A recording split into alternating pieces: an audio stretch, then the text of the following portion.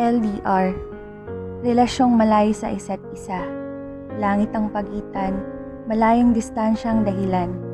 Ito'y kahirap para sa karamihan dahil kailangan ng katatagan. Dahil kung di ka matatag, wala kayong patutunguhan. Dahil puro pangako na lang kung minsan. Relasyong kailangan ng pagtitiis, sakripisyo, at tiwala sa isa't isa. Ito ang relasyong kailangan ng puyatan at paghihintay.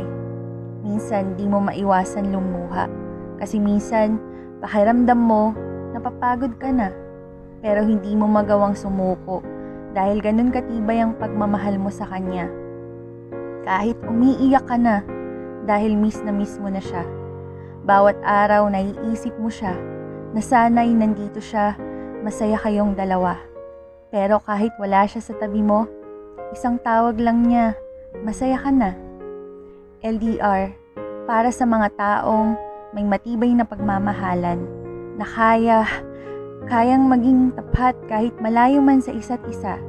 LDR, para sa dalawang taong kayang makontento. At LDR, para sa taong kahit malayong mahal, hindi maghahanap ng iba. Mahirap talaga ang LDR. Minsan, di mo maiwasan ang tukso. Ngunit kung mahal mo, ay mapipigilan mo ito. Hindi naman kasi layong distansyang basihan para masabing ang relasyon ay pangmatagalan.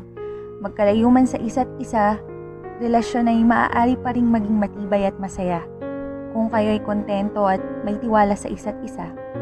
Hindi naman porket magkalayo at maghiwalay agad.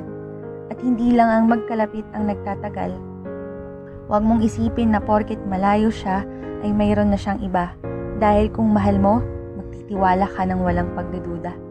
Magkalayo man kayo, hindi mo man siya mayakap or mahalikan, ang mahalaga, puso't isip niyong dalawa ay isa. Ang bawat araw, matatag niyong hinaharap para ipanalo ang relasyong nasimulan niyo na. Magtiis lang, darating din ang panahon, magkakasama din kayo, kapit lang at maging matatag. Dahil pag magkasama na kayo, sasabihin niyo sa isa't isa, salamat sa tiwala at hindi pagsuko. Salamat dahil nanatili kang tapat at hindi bumitaw sa relasyong LDR.